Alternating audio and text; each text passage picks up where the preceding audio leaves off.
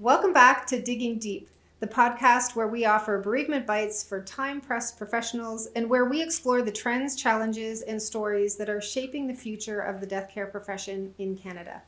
I'm your host, Heather Kiteley, President and CEO of GFD and proud second-generation funeral director.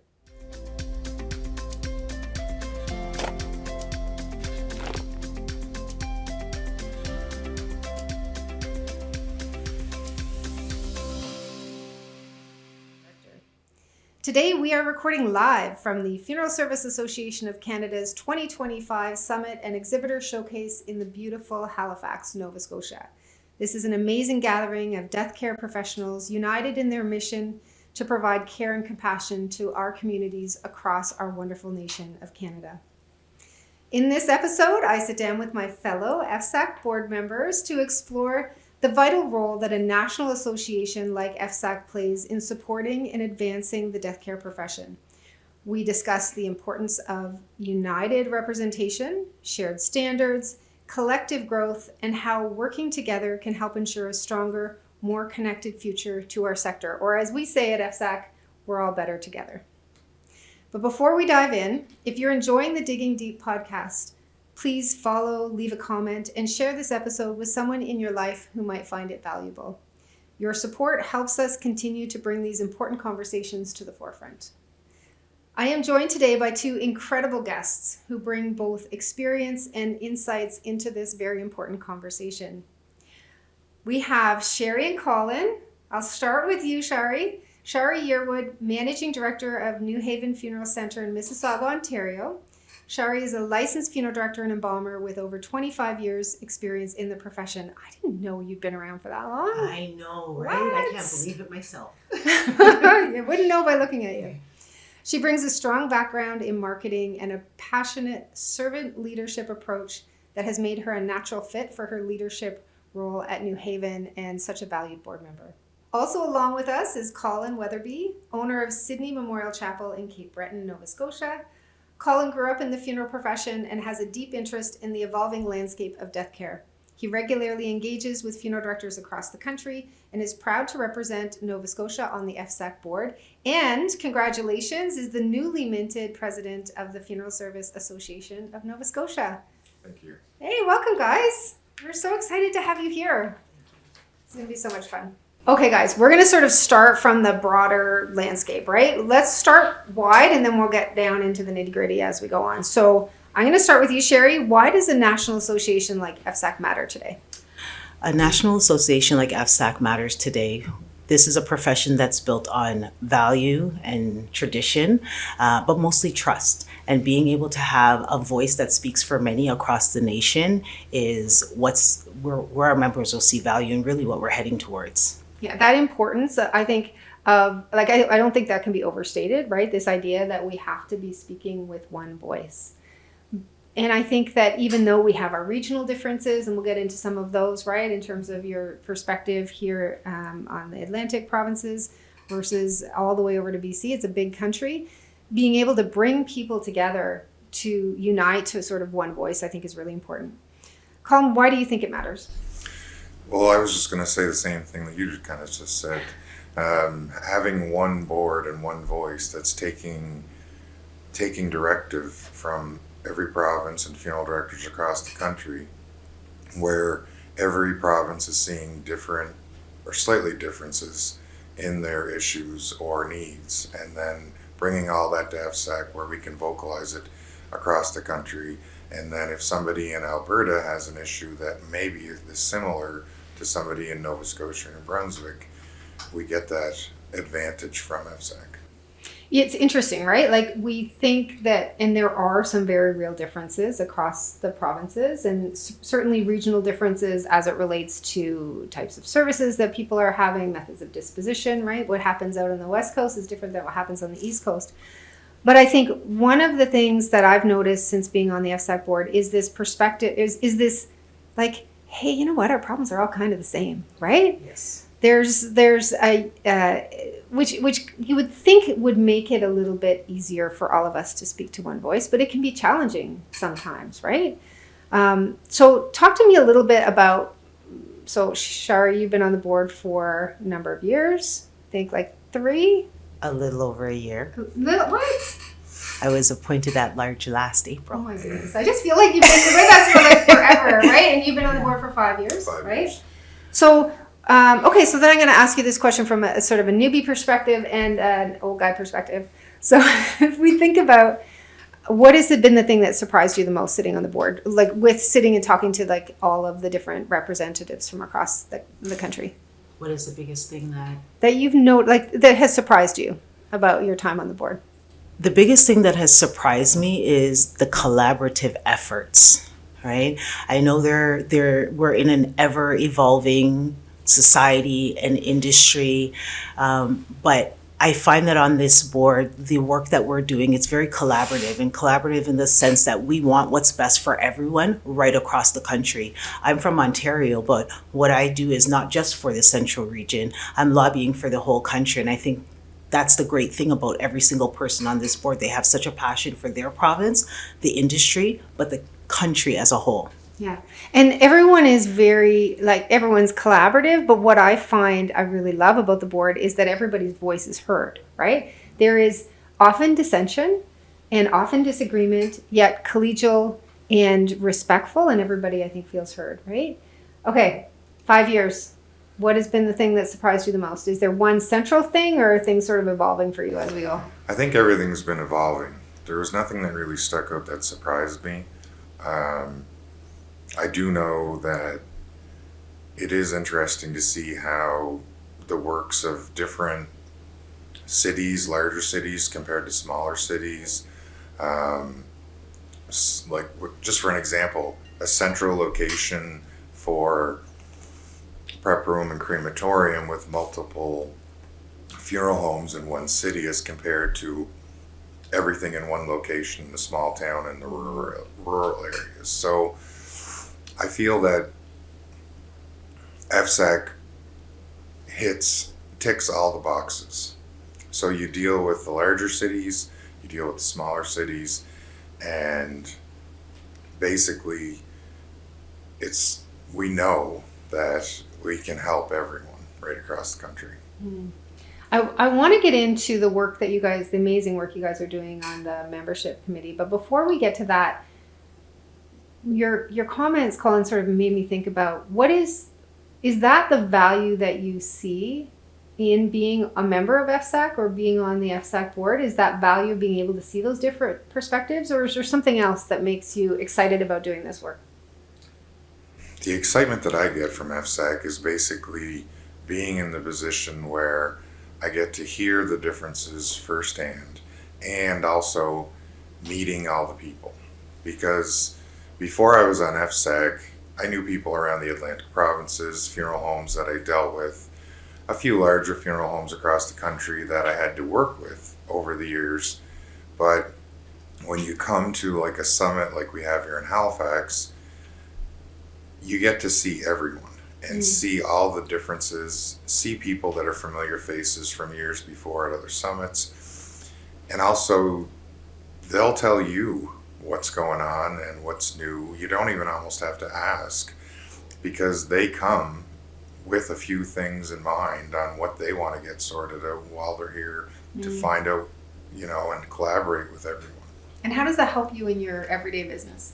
It gives me ideas, because sometimes there's been issues that are going on in other provinces that I didn't even realize I was having the similar issues. I was just dealing with it differently from day-to-day work. And also, because I'm the old guy. I thought you were going to say that. I'm not. Because I think I'm actually older than you, so. I'm not as technical, and I don't have the same day-to-day lifestyle and a working environment as Shari or other board members.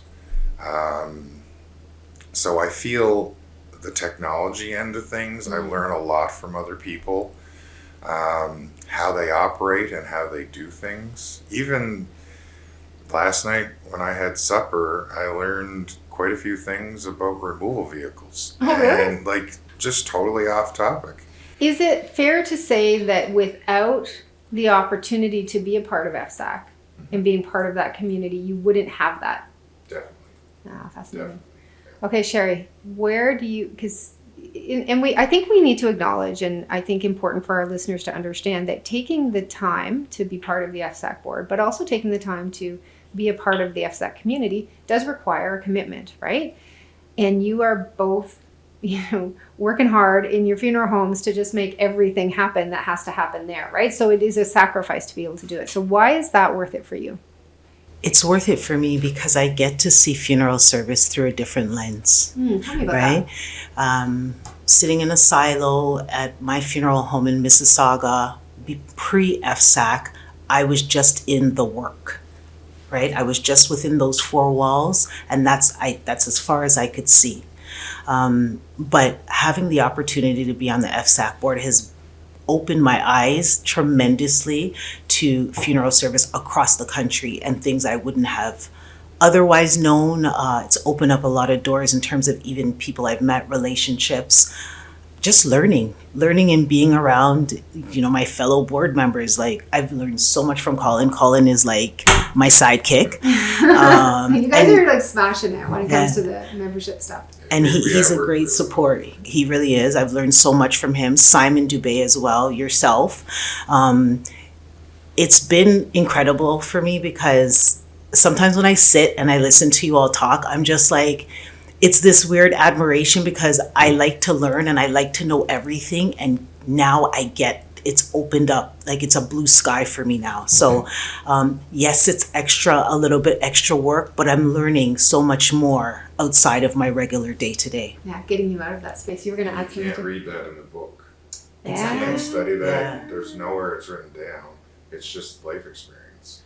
My favorite parts in the meetings are when we don't agree and then we talk it out and then we get to a place where we agree. Like that happened just the other day for me. And it was like, it's just amazing to sort of see like, hey, when you can work through these differences, then you can find a place of commonality and you can get to like that common ground. And exactly like she said about her silo, I have my opinion, but it doesn't mean it's 100% right for the board. And when I hear other people's opinion, even if I don't speak on it, I'm thinking about it at a meeting. And then when I hear the other person's opinion, then I'm like, oh, I see where they're coming from. That makes perfect sense. And it's important for our members to know that when we're at the table, we are all fighting hard for everyone's needs, right? Not just my province. Kollin is he's petitioning for Atlantic, but we're all doing it for one concerted effort. Yeah. There's so much change that we're facing as a profession, right? The only way forward is together, I think. And our board is so diverse too, Yeah. because when you have Simon, for instance, who looks after 40-some funeral homes, he has a totally different perspective. Like that's what I meant when I did the day-to-day lifestyle is totally different. And then you have other people that have, Jeff Hagel, for instance, thinks totally outside the box. And I've had multiple conversations with him where I'm like, where do you come up with this stuff? How do you figure that out? But it's just, it's very interesting and it really opens up your eyes. I've altered my day-to-day services around multiple things that I've learned over the last 5 years. Amazing. Okay, we have to get to the work that you guys are doing in the membership committee because it's amazing work that you're doing. So talk to me. Let's first start with recruitment. And let's speak to our listeners around, we've talked a lot about the value of the association and what are we trying to do around recruitment? So we're always trying to recruit new members.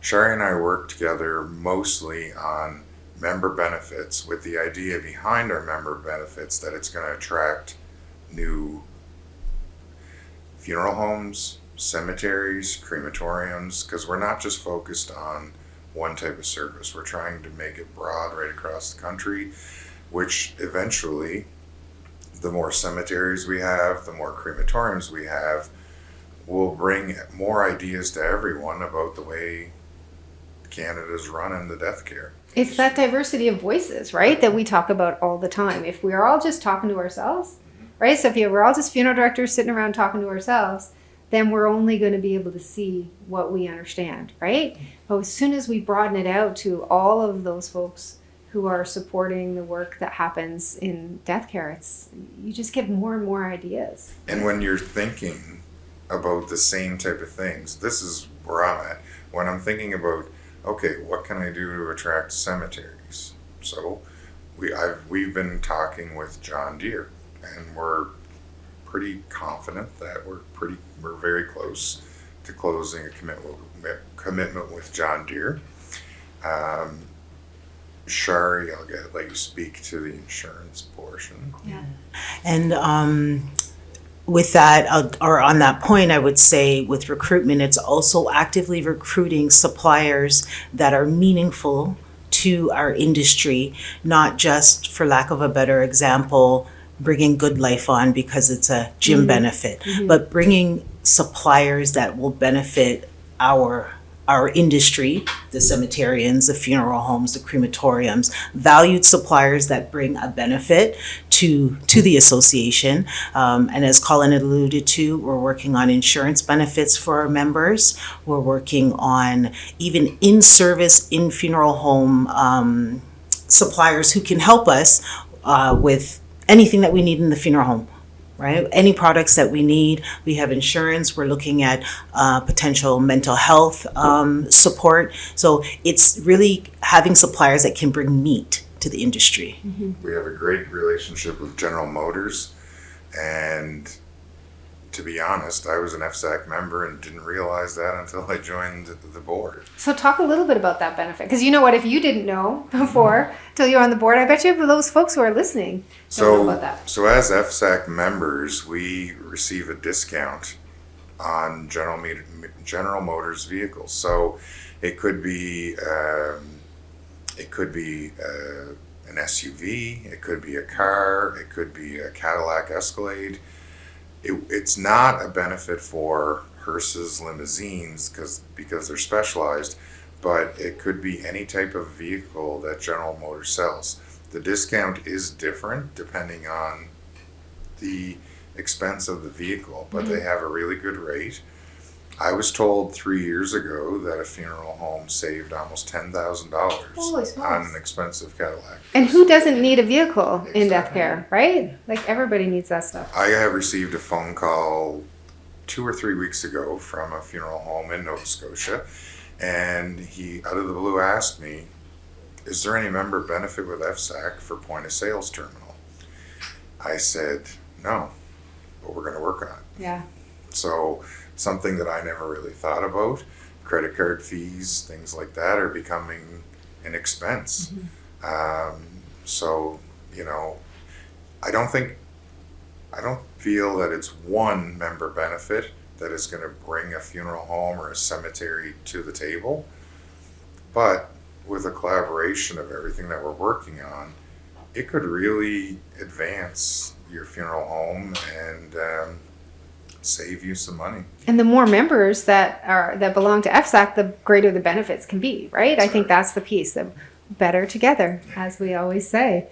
Okay, so we are at the end of the podcast. I'm just going to have us do a quick wrap up. I'm going to ask you 10 seconds or less. Shari, what's your vision for FSAC? My vision for FSAC is to become that strong leader, that voice. I want us to be synonymous with as being that voice. Like if they're thinking about a national voice that's going to stand up and rep for them, it's FSAC, period. FSAC, period. I love it. Yeah. Kollin, 10 seconds or less. I see the vision of FSAC in the coming years to have a collaboration with provinces, to have a better relationship with all the associations so that we can answer questions, be that voice for everyone. Amazing. Well, and I want to, just before we close, thank you so much for the work that you do on behalf of the sector. It is not easy to be doing all of the work on the FSAC board, and we are just so very grateful that you're there. And I just love the fact that I get to see you guys on a regular basis. So So thank you so much for joining us in this episode of Digging Deep. We hope our conversation shed some light on the importance of national collaboration in the death care sector, speaking with one voice, all of us rowing in the same direction, and the vital role that FSAC plays in uniting and supporting all of the death care professionals across Canada. If you found today's discussion valuable, be sure to follow, leave a comment, and share Digging Deep with your colleagues or perhaps someone that you think might be interested in joining FSAC.